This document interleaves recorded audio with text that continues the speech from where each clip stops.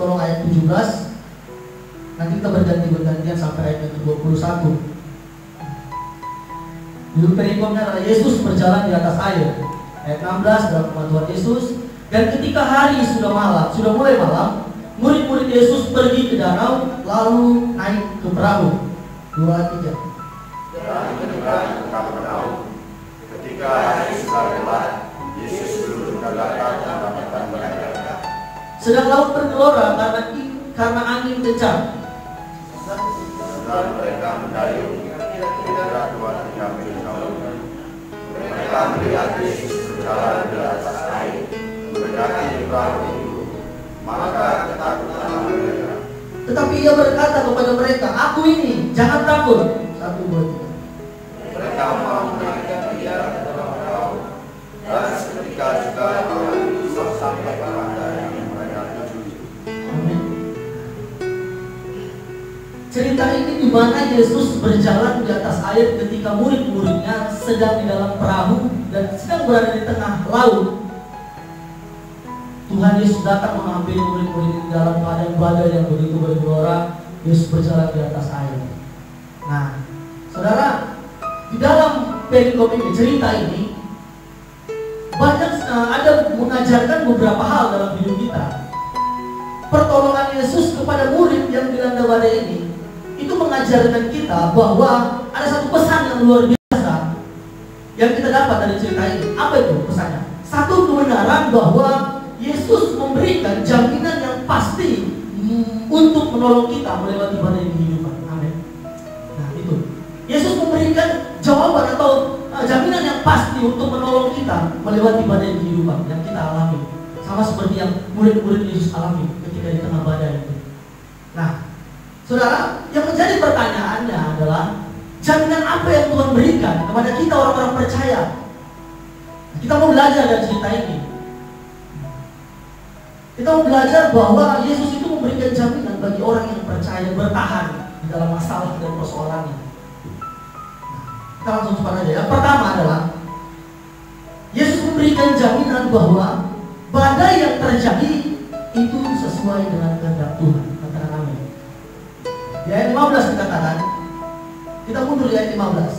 Karena Yesus tahu bahwa mereka hendak datang dan hendak membawa dia dengan paksa untuk menjadikan dia raja, ia menyingkir pula ke gunung seorang diri. Nah, saudara, apakah Yesus tidak tahu ketika Yesus menyuruh murid-muridnya pergi menyeberang ke Danau Galilea? Apakah Yesus tidak tahu di tengah perjalanan para murid akan kena badai? Itu menjadi pertanyaan dalam kehidupan kita, kan? Saya mau katakan kepada saudara, Yesus tentu saja pasti tahu. Karena apa? Karena Yesus adalah Alfa dan Omega. Yesus Maha tahu, Yesus awal dan akhir. Yesus tahu dalam kehidupan kita sebelum atau sedang terjadi atau nanti yang akan terjadi dalam hidup kita. Yesus tahu. Nah, jadi tentu saja Yesus pasti tahu bahwa murid-murid akan terkena badai yang besar di tengah-tengah laut nanti. Nah, pertanyaan yang kedua, apa alasan Yesus memerintahkan para murid-muridnya untuk menyeberang lebih dahulu ke Galilea, ke Danau Galilea? Kita bisa lihat alasan Tuhan Yesus kenapa dia menyuruh menyeberang ke Danau Galilea. Kenapa nggak tetap ke situ dulu? Nah, kalau kita lihat di pasal 6 ini, sebelum perikop ini, itu ada cerita bahwasanya Yesus memberi makan 5.000 orang, ya.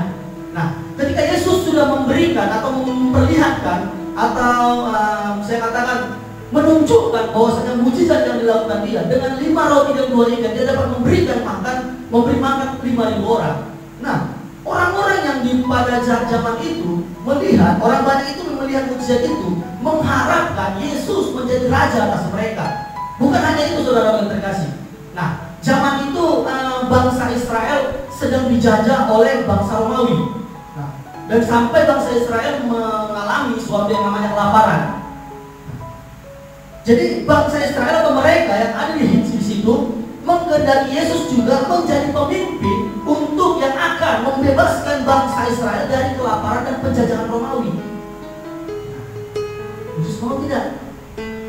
Ini kita belajar. Kenapa Yesus suruh pergi dari Danau Galilea, menyeberang ke Danau Galilea?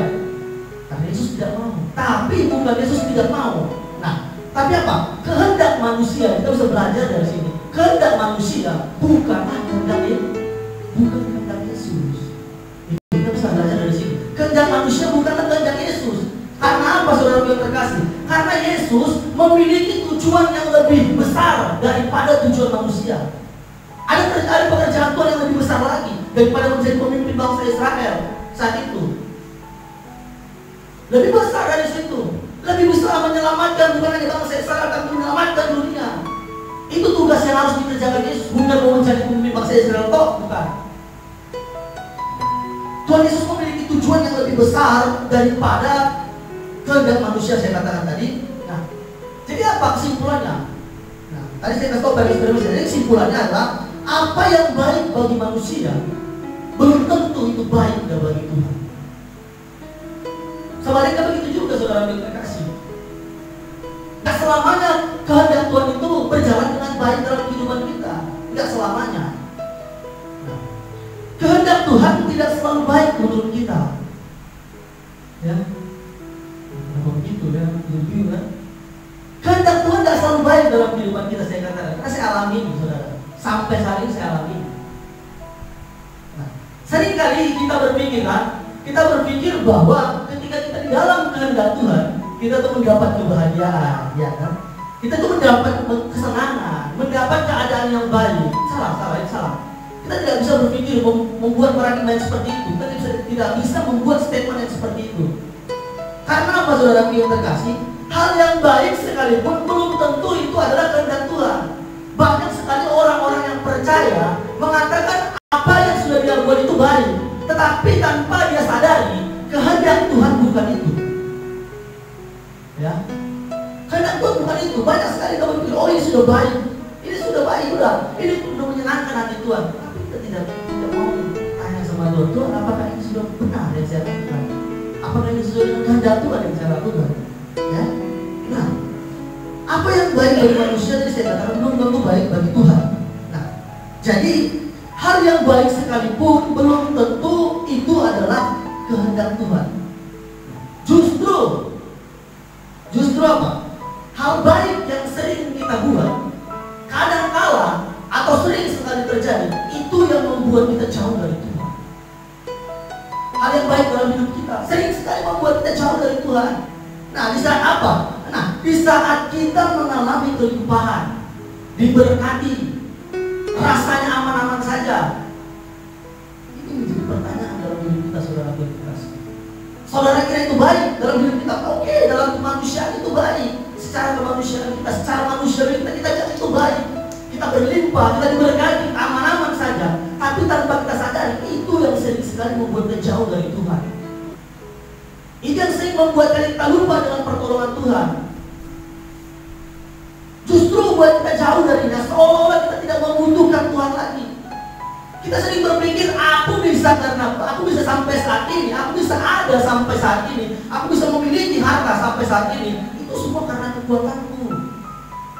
Sering saudara mengatakan, aku karena aku kerja, aku bisa membiayai hidupku sendiri. Bahkan aku sudah memberi di pastori, bahkan aku sudah membiayai. Kadang-kadang aku bayar, kadang-kadang aku ajak hamba-hamba Tuhan, aku memberikan kepada orang-orang. Aku itu baik. Jadi tanpa Tuhan juga aku bisa, karena aku sudah bekerja. Itu salah sebenarnya. Makanya saya katakan tadi, hal yang baik dalam hidup kita kadang-kadang membuat kita jauh dari Tuhan. Tetapi kadang-kadang juga hal yang buruk yang datang dalam hidup kita, itu yang mendekatkan kita dari Tuhan. Makanya Rasul Paulus menulis dalam surat yang dikatakan apa? Di dalam kelemahanku, kekuatan itu ada. Ya? Contohnya siapa, saudara yang terkasih? Contohnya Yusuf. Yusuf kita tahu ceritanya, kalau Yusuf itu mengerjakan kehendak Tuhan, di mana Tuhan Allah memberikan mimpi kepada Yusuf. Kalau arti mimpinya itu adalah bahwa semua keluarganya akan tunduk kepadanya. Berkas-berkas keluarganya akan tunduk pada berkas Yusuf. Artinya apa? Yusuf harus menjadi pemimpin dalam keluarganya. Bahkan dari orang tua juga Yusuf harus jadi pemimpin. Tetapi apa yang Yusuf dapat? Itu Yusuf melakukan kehendak Allah. Langsung Tuhan kasih dia pemimpin.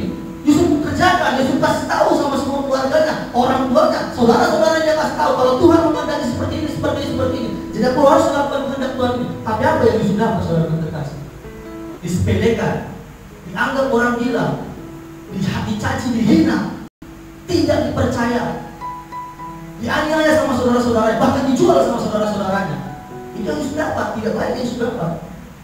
Tapi ketika Yusuf melakukan kehendak Allah, nah, kan kita bisa belajar dari sini. Kehendak Allah itu tidak selamanya berjalan baik dalam hidup kita. Tapi ada jaminan yang Tuhan berikan. Kalau itu semua terjadi atas kehendaknya. Amin. Nah, kehendak Tuhan bisa saja suatu keadaan yang tidak baik dari cerita Yusuf kita bisa simpulkan, atau tidak menyenangkan bagi kita, seperti Yusuf tadi. Bahkan dia sampai mau dibunuh sama saudara-saudara. Itu keadaan yang tidak baik. Keadaan yang sedang melakukan kehendak Tuhan, kehendak Allah, setia sama Tuhan, tapi yang tidak baik yang dia dapat.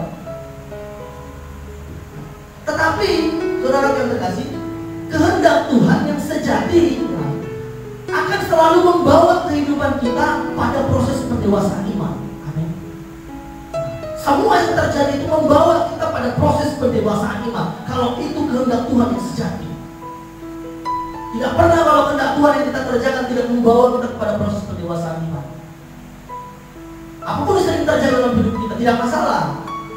Tapi lewat masalah itu iman kita selalu didewasakan. Amin. Nah, Tuhan izinkan keadaan atau situasi yang baik atau yang buruk agar apa? Agar kita semakin mendekat pada Tuhan dan menggantungkan hidup kita padanya. Apa yang kita alami saat ini?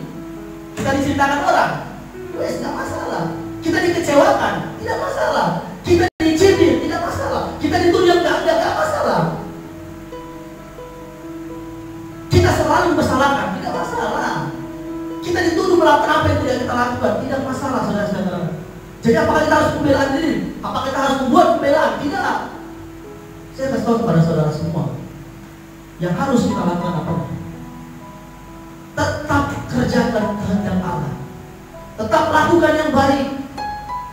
Tetap berbuat meskipun orang-orang di sekitarmu kadang-kadang menyakiti hatimu, meski orang-orang di sekitarmu kadang-kadang menceritakan engkau, meski orang di sekitarmu kadang-kadang mencintai engkau. Tidak usah membuat pembelaan. Berdiam diri saja, terus berbuat, biar nanti buah yang ada dalam hidupmu itu yang membuat pembelaan dalam hidup. Amin. Tahu juga firman Tuhan bilang apa? Firman Tuhan bilang kebenaranmu akan muncul seperti terang. Ya, kebenaran akan muncul seperti terang. Tidak akan lama, tinggal menunggu waktunya saja. Semua akan terbuka. Nah, kenapa saya sanggup mengatakan ini, saudara yang terkasih? Saya alami ini. Banyak masalah saya begitu. Banyak pikiran saya, bukan masalah di sini saja, masalah di keluarga juga banyak sekali saya alami. Satu ketika saya berkata seperti ini, saya pernah berpikir seperti ini, saya akan bunuh dia. Kalau saya bukan hamba Tuhan, saya bilang begitu. Tapi Tuhan tegur saya lagi. Saya salah sudah berkata seperti ini. Kalau saya bukan hamba Tuhan, saya bunuh dia. Aduh, Tuhan tegur saya lagi. Tuhan tegur saya lewat apa? Lewat masalah keluarga. Semakin saya membuat pembelaan, semakin Tuhan berikan masalah lagi. Tuhan izinkan lagi masalah yang ada. Ketika masalah itu sudah banyak dalam hidup saya, saudara, saya mulai diam, saya mulai apa? Saya mulai tidak mau bersuara lagi. Saya mulai melamun, merenungkan. Saya bisa begini. Nah, sampai suatu ketika pada hari Minggu saya berdoa dengan itu, saya menangis. Kenapa begitu Tuhan? Saya begini. Kenapa semua ini terjadi dalam hidup saya? Saya bilang begitu Tuhan. Cuma sebentar saya berdoa, saya bilang kasih. Tuhan selesaikan semua. Keluarga saya mulai terpercaya baik lagi. Begini. Dalam hati saya. Saya dari Tuhan sudah bekerja dalam hidup saya, Tuhan keluarga saya. Amin. Nah, jadi Tuhan izinkan itu, saudara terkasih. Di saat kita, saya bilang tadi, saat kita mendapatkan hal-hal yang tidak baik dalam hidup kita, kita tidak usah membuat pembelaan, tidak usah. Ibu Tuhan berbicara Ibu Fatimah sama kita semua berdua siap bilang begini. Tetap serahkan kepada di hadirat Tuhan. Tidak usah membuat pembelaan, tidak usah berapapun, tetap serahkan hadirat Tuhan. Tetap berdiam diri di hadirat Tuhan, nanti Tuhan yang bekerja. Nah, ini saudara yang saya katakan, inilah sumber kekuatan kita. Ketika badai itu melanda hidup kita, ketika badai itu melanda hidup kita, ketika angin menderu kehidupan kita, ketika ombak di laut memukul kapal, kehidupan kita yang harus kita lakukan apa? Tetap percaya semua yang terjadi berada dalam kendali dan kuasa Tuhan dengan tujuan menguasakan iman saya dan saudara. Amin. Itu saudara. Itu yang pertama. Nah, kita masuk yang kedua. Jaminan yang Tuhan berikan. Yang tadi yang pertama bahwasanya badai itu terjadi atas kehendaknya Tuhan. Jadi jaminan yang pertama. Tuhan kasih tahu. Jadi jaminan yang kedua adalah di ayat yang ke-19. Saya simpulkan ayat 19 ini adalah Yesus berkuasa atas badai itu. Ayat 19 saya bacakan. Sesudah mereka mendayung kira-kira 2-3 mil jauhnya, mereka melihat Yesus berjalan di atas air mendekati perahu itu. Maka ketakutanlah mereka. Saat murid-murid Yesus ketakutan, kapal mereka dilanda badai yang begitu hebat, dan seolah-olah mereka akan tenggelam rasanya. Sampai mereka takut, murid-murid Yesus takut. Tetapi Yesus tiba-tiba muncul. Yesus tidak membiarkan kapal para murid-murid itu tenggelam dan mereka habis hancur semua. Tidak membiarkan itu, saudara berkekasih. Makanya saya katakan Yesus berkuasa atas badai itu. Nah, Yesus muncul di tengah badai dengan berjalan di atas air. Nah, ini yang menjadi patokan. Yesus berjalan di atas air mendekati perahu itu, maka ketakutanlah mereka. Nah, yang menjadi pertanyaan, pernah kita berpikir bahwa kenapa Yesus jalan di atas air? Kenapa? Ini harus kita pikir, kenapa Yesus berjalan di atas air? Nah, saya mau katakan kepada saudara semua adalah Yesus berjalan di atas air untuk menunjukkan dirinya bahwa Ia berkuasa atas alam semesta. Contoh gini, kenapa kalian takut? Kan ada aku, kalian ini murid-murid aku. Aku bisa berjalan di atas air aja bisa, kenapa kalian takut? Kalau sudah Tuhan yang menyuruh pasti akan sampai pada tujuan yang Tuhan berikan itu. Tetapi murid-murid lain, makanya kata-katakan Yesus berjalan di atas air untuk menunjukkan dirinya bahwa Ia berkuasa atas alam semesta. Nah, jadi apa yang terjadi sekarang dalam kehidupan kita? Pada saat badai itu melanda kehidupan kita, atau apakah ketidakpastian mengenai kehidupan ini melanda kehidupan kita, atau kekhawatiran kita, apakah kelemahan kita yang menjadi ketakutan kita, atau lagi menjadi kekhawatiran kita apa? Ketakutan kita dengan permasalahan ekonomi kita, apakah sakit penyakit yang ada dalam hidup kita yang menjadi ketakutan dalam hidup kita? Saya mau katakan kepada saudara, Tuhan Yesus berkuasa atas semua itu, amin. Ia mampu berdiri di atas badai kehidupan kita. Ia memegang kendali atas semua masalah saudara. Nah, walaupun, tapi apa buktinya? Apa buktinya? Oh juga aku oh juga katanya Tuhan berkuasa atas semua masalahku. Oh juga masalahku terus datang. Nggak ada buktinya Tuhan tolong aku. Nggak ada buktinya kalau Tuhan selama ini menolong kehidupan aku. Tanda-tandanya pun tidak ada, saya lihat. Nah, ini pemikiran yang salah, saudara kasih. Nah, jadi walaupun kita terkadang tidak melihat bukti yang apapun juga, nah, akan kekuasaannya bagi kita. Seringkali kita tidak lihat ada buktinya. Nggak ada buktinya Tuhan berkuasa atas masalah saya. Nah, seringkali walaupun tidak ada bukti, kita tidak melihat bukti apapun juga ada pada kekuasaannya Tuhan. Nah, saya mau katakan, sesungguhnya Yesus sedang berjalan di atas badai kehidupan kita. Itu harus kita percaya. Kita harus percaya itu. Yesus berjalan dalam badai hidup kita. Tanpa kita duga, saudara yang terkasih, Yesus sudah mengambil kita melalui persoalan yang kita hadapi. Ya. Yesus menghampiri kita di saat dengan cara persoalan yang kita hadapi. Percaya, saudara yang terkasih, harus percaya. Memang betul-betul harus percaya ada Yesus di setiap persoalan kita. Ya. Tapi apa Kak Jual? Tak ada. Masalah kita ada terus. Percaya saja, ada Yesus di setiap persoalan saya dan saudara. Badai hidup yang kita alami akan membuat kita melihat dengan jelas ada kuasa yang terus bekerja bagi kita. Pernah nggak saudara berpikir seperti itu? Saya pernah berpikir seperti itu. Pernah nggak saudara berpikir masalah-masalah saudara yang saudara hadapi 3 tahun lalu, 5 tahun lalu, kenapa bisa selesai? Kenapa? Bukan karena kita hebat,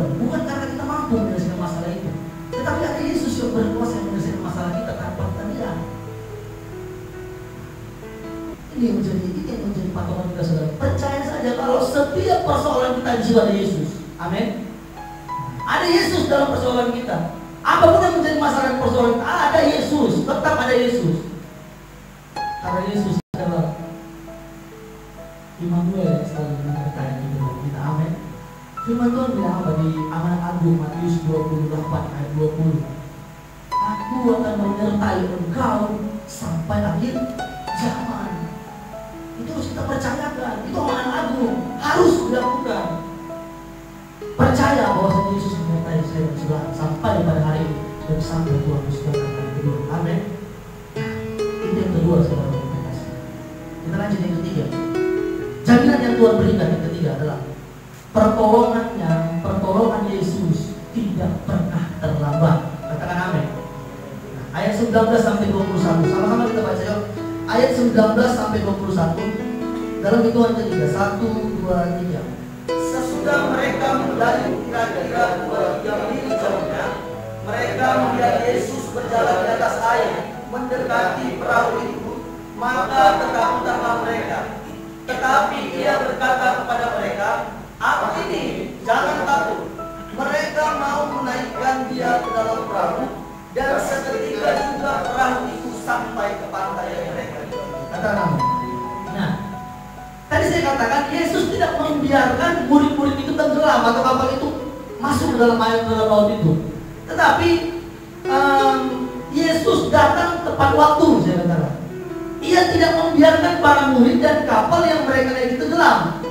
Nah, pada saat badai mulai mengganas, pada saat bergelora ombak itu di air itu, Yesus muncul di hadapan mereka dan membuat badai itu reda. Ini harus kita memang di sini tidak ada dibilang dan terdalam, tidak ada di sini. Tapi kita harus bisa mencerna cerita ini. Kalau ketika Yesus itu datang dan menaiki perahu, mereka langsung sampai kepada mereka ke tempat yang mereka tuju. Artinya apa? Ketika Yesus naik, Yesus muncul di hadapan mereka, badai membuat badai itu reda. Badai itu reda seketika itu juga ketika Yesus datang. Nah, Yesus tidak pernah terlambat menolong mereka, sama seperti kita. Yesus tidak pernah terlambat menolong saya dan saudara. Yesus tidak akan pernah terlambat menolong saya dan saudara. Ia tidak akan menunggu hingga kita benar-benar terpuruk, tidak. Makanya 1 Korintus 10:13 bilang, pencobaan yang kamu alami adalah pencobaan biasa, tidak melebihi kekuatanku. Makanya katakan Tuhan katakan pada kita, tidak akan menunggu hingga kita benar-benar terpuruk, tidak. Selama kita terus bergantung padanya, Yesus tidak membiarkan kita terpuruk. Masih pencobaan yang dapat kita kuasai, kekuatan kita yang masih kuasai oleh kekuatan kita, tidak melampaui kekuatan kita. Nah, kalau sudah melampaui kekuatan kita, ya kita bisa apalagi terpuruk gitu. Tetapi Tuhan bilang, Paulus bilang kepada jemaat yang ada di Korintus, pencobaan yang kamu alami adalah pencobaan biasa, tidak melampaui batas kekuatanmu. Jadi masih bisa kita bertahan.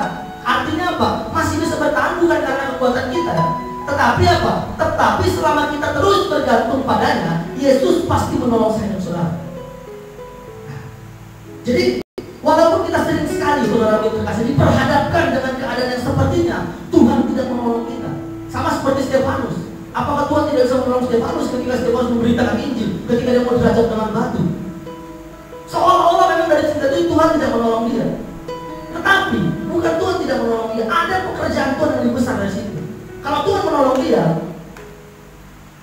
saat itu juga dia tidak masuk dalam kerajaan Allah. Saat itu juga ya, masih bisa dia berkeliaran atau masih bisa juga dijatuh. Tetapi Tuhan bilang apa? Stefanus, pekerjaanmu sudah selesai, sudah nggak apa-apa kamu dilempari dengan batu sampai kamu mati. Kamu mendapat kemuliaan kekal. Amin. Seolah-olah Tuhan tidak menolong, tetapi ada pekerjaan Tuhan di balik setiap masalah dan persoalan yang kita hadapi. Nah, sesungguhnya merupakan ujian yang harus kita hadapi ini, saudara terkasih. Jangan anggap ini adalah pencobaan dari Tuhan. Tuhan tidak pernah memberikan pencobaan. Anggap ini ujian. Contoh sama seperti begini. Kalau murid-murid atau ya murid-murid di sekolah, ketika murid-murid ujian, apakah guru memberikan jawaban? Kan tidak. Anak-anak ini jawaban yang nomor 1 ini ya, jawaban nomor 3 ini ya. Tidak. Itu belum ujian namanya.